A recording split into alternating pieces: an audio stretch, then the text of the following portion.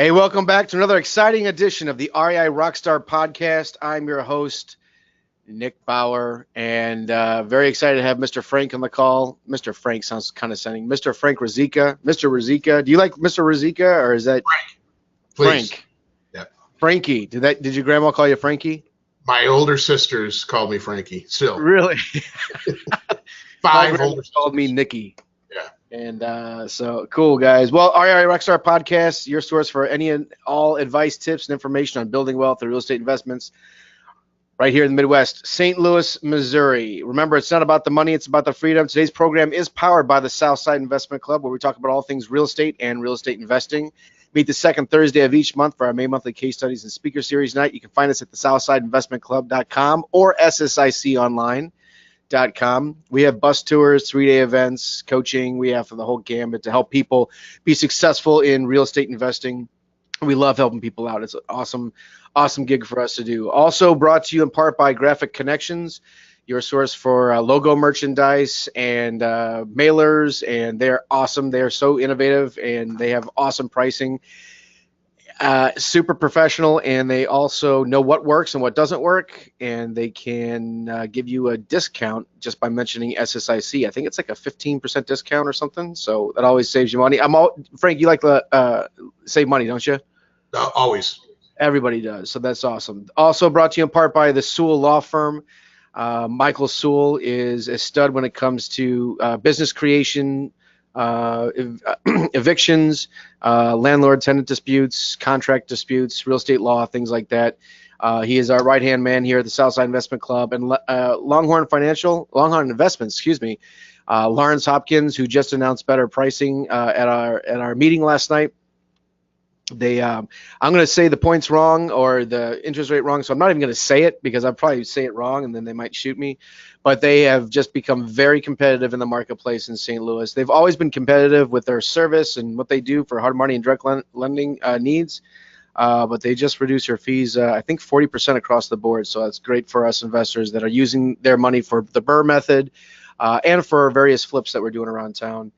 So give them a call. And also, last but not least, Rebecca Meyer with Insight Title has been with the club for 12 years, bends over backwards to close up the deals. Investor-friendly title company, and that's what we're always looking for when we do our real estate transactions in St. Louis. They are the title company to go to.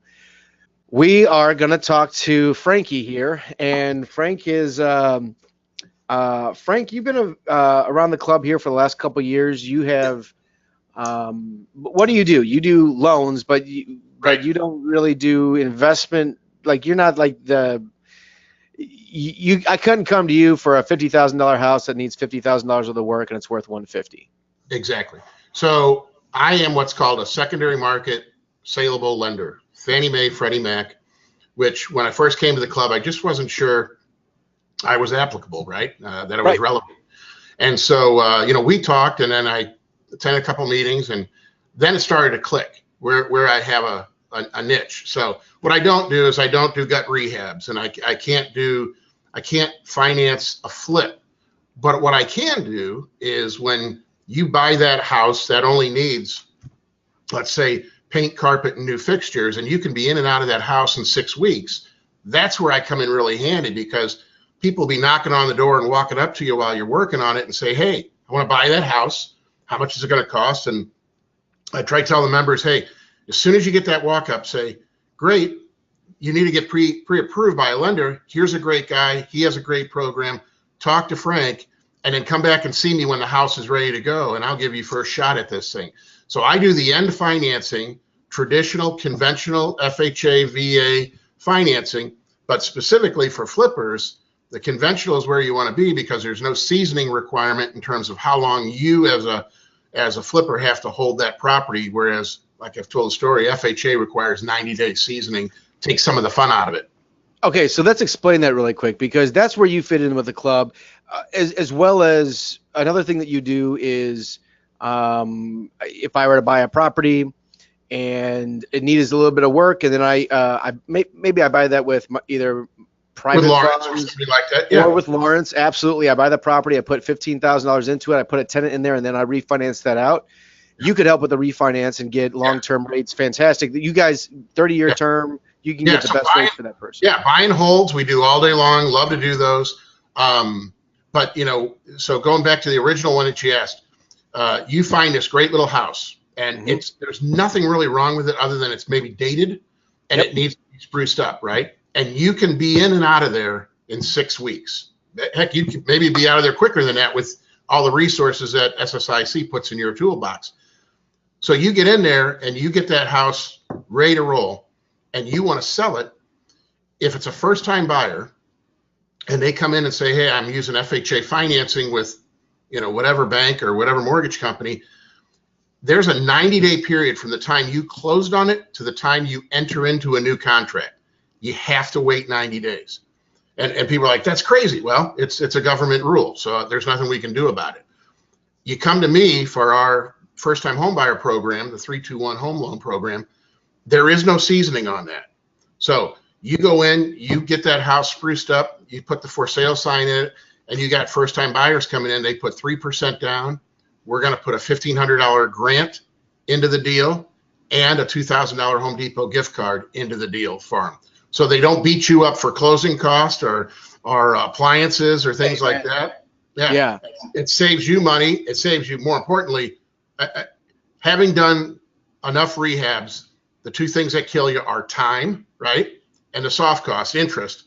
And it's just critical. You get in there and get out of there and leave as much skin on the bone as you can, right?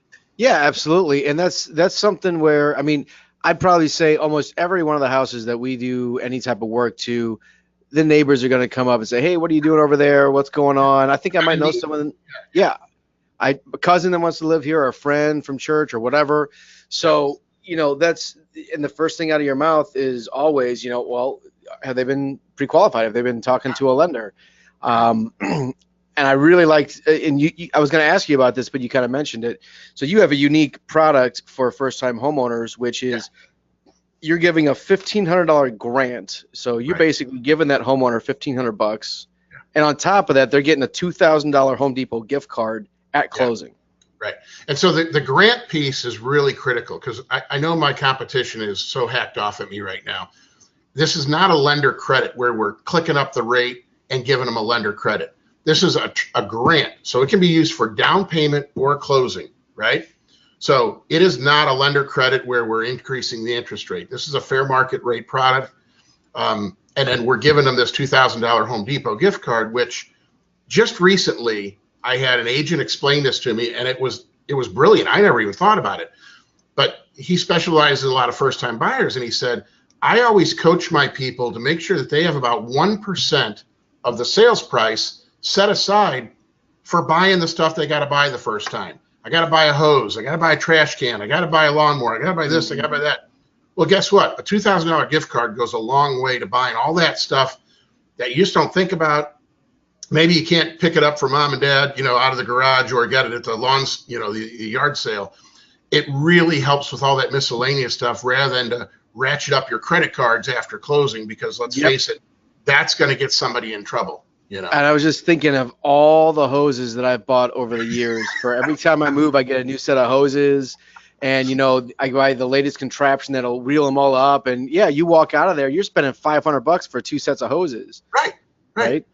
And it's an amazing program. So our company Guild Mortgage came out with this last I want to say September, I think it was. I can't remember when we rolled it.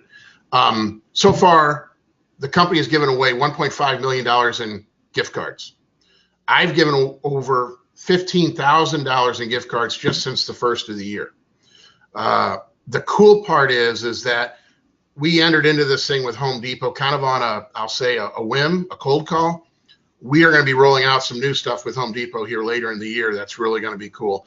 It's just a great partnership. And, who doesn't love to go into a hardware store and have a $2,000 gift card in their pocket, right? Yeah, absolutely.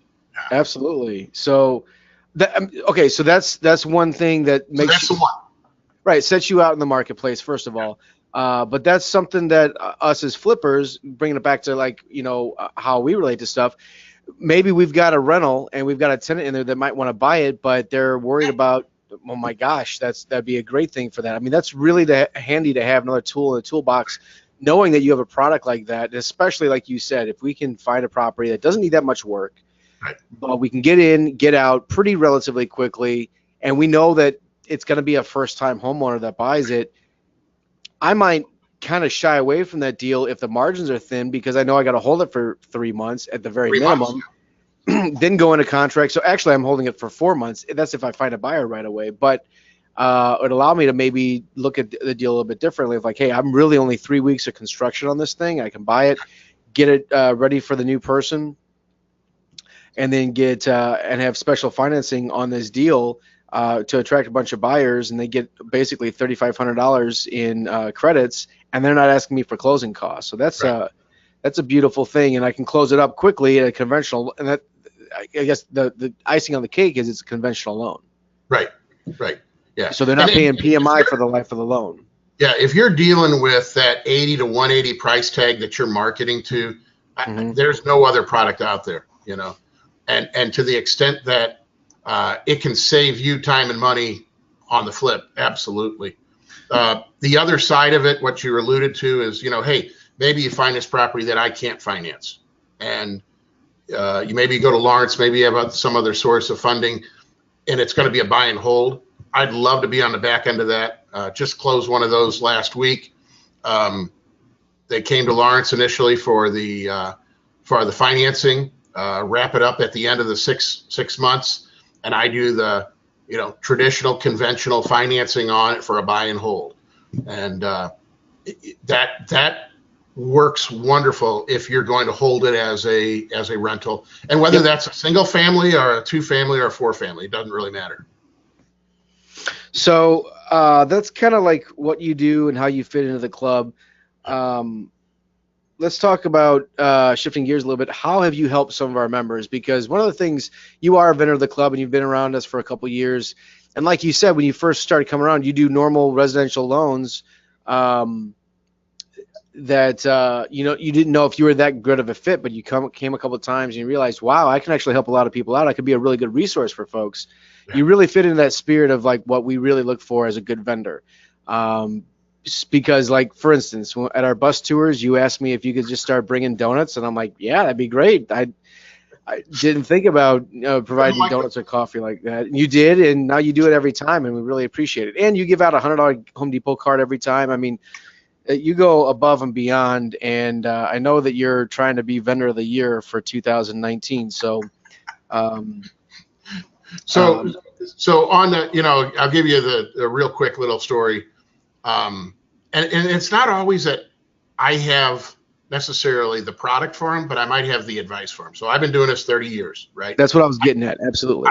I grew up in a real estate family. If you name a state street, my dad owned a 4-family flat on it, honest to goodness. And so there were 8 of us, and it was like a built-in workforce.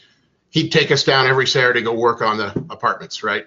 So, you know, Louisiana, Nebraska, Pennsylvania, I mean, name a street, there was a 4-family, and he would literally drop off, here, you two do this, go to the next one, drop off a couple more there, drop one, and that's, honest to goodness, that's what we did. Yeah. My sisters, I think, still go to counseling over it, but I learned so much. But so having said that, I've been around this for a long, long time. It's all I've ever done was real estate. And so, you know, when somebody approaches me and says, hey, I've got this idea, and a perfect example was last fall. One of the Inner Circle members came to me and said, hey, this is what I'm looking to do. And I said, you know what? I'm not your guy right now, but here's what you need to do. And I said, you need to call this person at this credit union and set up the biggest home equity line of credit you can, and you'll immediately become a cash buyer on any deal that you find. And you don't have to go to anybody to get financing. You don't have to ask permission. You don't have to wait 6 weeks or 6 days. You can pull the trigger. If you find that right house, you'll be able to do it. This young lady went and did exactly what I told her. And she came back to me this past month and said, all right, I found 2 properties. I'm going to buy them. What can we do now? And so there's some little tricks that we can do.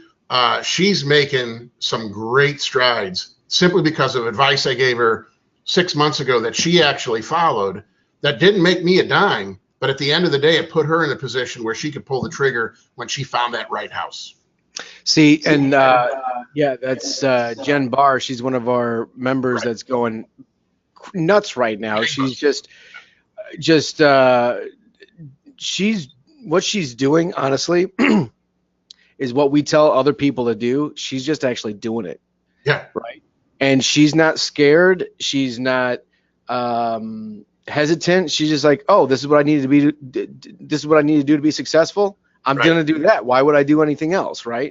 Right. And she's going out there and doing great stuff. And it's, yeah, okay, so you maybe didn't put any money in your pocket by giving her that referral, but now she's in a position where she can do some things with you in a different way, and you helped her be more successful. And so not only, again, accolades to you, not only like do you bring donuts and $100 Home Depot card and all that kind of stuff, and you help support the club, and you come to every meeting, but you're actually giving really good sound advice to folks because you know that that's just going to make everybody more successful, and it's going to come back to you at some point. Yeah. So, I mean, if there's a mistake that's been made, I've probably made it, right? So I can give that advice. And if there's a strategy or a technique that, works, I'm going to give that as well, even if it doesn't involve, Guild Mortgage at the end of the day. If it's something that I think is going to benefit a member, that's what we're here for, is help each other. Absolutely. Now, speaking of rates, what's today's date? April 12th, 2019. What are interest rates right now in today's market, and where do you think they might be going towards the end of the year? Yeah, so here's the crazy part. The Fed just announced this past week that they don't see any increases in interest rate for the rest of the year. Now, keep in mind that they're talking about something really specific, and that short-term bank-to-bank lending that goes on. But the reality is we're sitting somewhere between a 12 and a 14-month low on mortgage rates right now. We're in a better position we are now than we were a year ago at this time. And to the extent that I think it's going to, go crazy on us between now and, let's say, December, no, I don't think we will. So I'll give some real generic numbers. Conventional 30-year fixed, owner occupied, go to buy my own house, I'm probably going to be somewhere between 4.25% and 4.5%. If I'm looking to buy an investment property, whether that's single family or duplex, I'm probably looking at somewhere between 5.25% and 5.75%. Those are historically amazing rates. They're not the 3.5% that we had a couple of years ago, but again, I've been doing this so long. 6% was like the gold standard. If you could hit 6, you were, you were doing something amazing. We haven't seen 6 in years, and people have become numb to that. So to the extent that I sit there and say these are great opportunities for people, got to take advantage of them now, absolutely. Absolutely. Yeah. Very cool. Very cool. So what are some other things that you've done? I know you're like this month you're doing a bunch of deals with some of our members. So how else are you helping some of our members? Yeah, so a couple of, some of them are just the refis, getting them out of Lawrence's financing, or in the case of some people, they bought them with their home equity line of credit. They want to pay that line of credit off, and they want to refresh, their cash so they can go out and do the next deal. And occasionally, and this is where I really think we're missing the boat, is when you've got those, those buyers on a flip coming in. I haven't done one of those in a while, and I'm like, guys, this is where you really got a great opportunity. Another one of the Inner Circle members, Lane, had attempted to refer me one of those back in December. Just didn't work out. There were some issues with the borrower, but he got it, and that was, hey, look, at anybody who comes into this house, and that's what saved him was, hey, go talk to Frank. And then he quickly realized, yeah, this isn't going to go anywhere. I need to move on to the next buyer and not quit wasting my time. That's exactly it, because the first question, I mean, we said this earlier, and I think you said it and I said it, the first question out of your mouth is, have you been talking with a lender? Have you been pre-approved? And there's very nice ways of saying that without saying, hey, do you got the money to do this, right? So they say, actually, no, I haven't really thought that far ahead. Perfect. Call Frank. Here's the deal. He's got you might be able to get up to $3,500 in lender credits and Home Depot gift cards. It's an awesome program exclusive to him. Give him a call, see what happens. And then if you call me back and say, hey, don't work with this person. It's going to be a nightmare closing. I need to work with them for 6 months to clear up some things in their credit before they can buy a house. Right. And that's really the conversation I have is, this is more of a project than a right.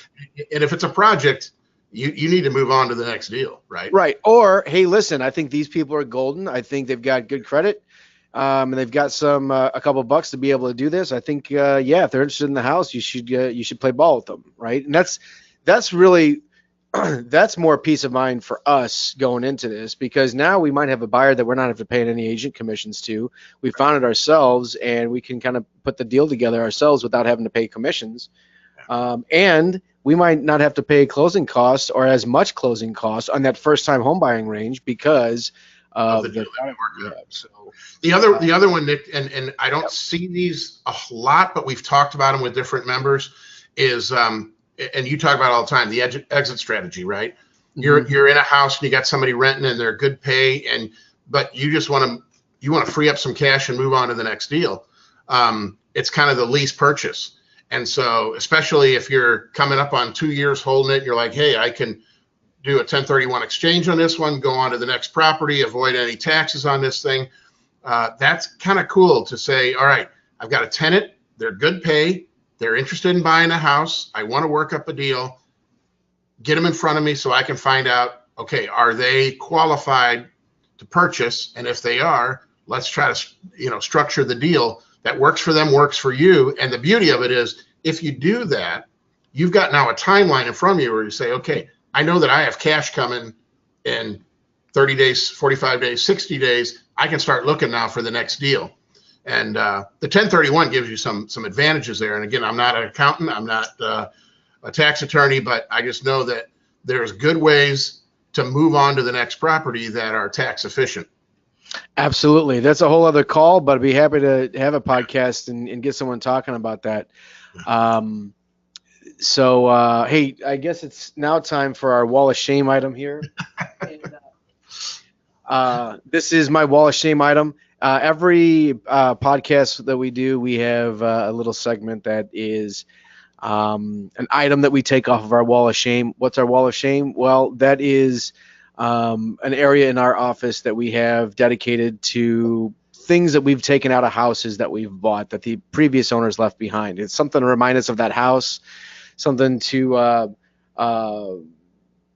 just kind of remember us by, instead of just having a little statistic on our Excel spreadsheet. We can say, hey, I picked up this, and this is Fred Bird from the 2006 World Championships. I'm not sure what game this was bought at, or if it was actually bought a game, or if it was at a Schnucks or something, but I don't have one of these, and I saw this, and I'm like, hey, this is kind of cool. Maybe I can put this in my wall of shame items. So it was just laying out this particular house that we bought. It was not too far from the office, and boy, this place was trash. They left like their old fish in a fish container, and they were still swimming around.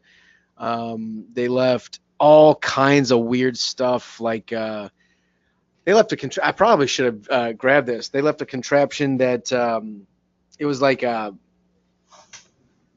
I don't even know how to describe it. It was just some sort of like workout machine with like this chair where you go like this, and I'm like, hey, I need to bring that for the office so I can work out. All kinds of weird stuff that they left, but I picked up this thing because this is what I wanted, because I didn't want to take the fish tank and I didn't want to take anything else out of the place. But yeah, got Fredberg from the 2006 World Series Championship, and it's kind of cool. So it's got little pom-poms on it. I play with it every once in a while. No, I don't. But we have that in our wall of shame item, and that's the wall of shame segment here for today. Cool, man. Well, you are an awesome participant of the club, man, and I know you always recommend people to come out to our meetings and participate in what we do, and you're always greeting new folks and always helping out and bringing donuts and gift cards and value and all that kind of stuff. We really do appreciate you being a part of what we do, and I'm really thankful that I got you in on a podcast here today. And you have any parting words or anything you want to say? It's about opportunity. I appreciate the opportunity that you gave me to be on a podcast, and it's coming to the meetings and keeping your eyes open, your ears open, and listening, because I'm telling you, there's so much that goes on at those meetings. And the last meeting was a perfect example. I had somebody run up to me at the end of it and say, I got to talk to you. You just need to go and participate, be present, and things will happen. It's a great group of people. Your guys coaching and leadership,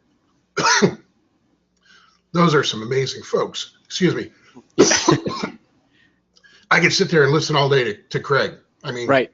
Yeah. That's just, I give him trouble, but he is just a wealth of knowledge. And to the extent that we have vendors there who can add to it as well, you gotta, I'll say this. If you go to the meeting, don't just walk in and sit down. Go around and talk to people, because you're missing the boat if you sit there for 15 minutes and just eat pizza. Yeah. You got to go around, introduce yourself, and talk to people. Then you're going to really get the beauty of Southside Investment Club. Awesome.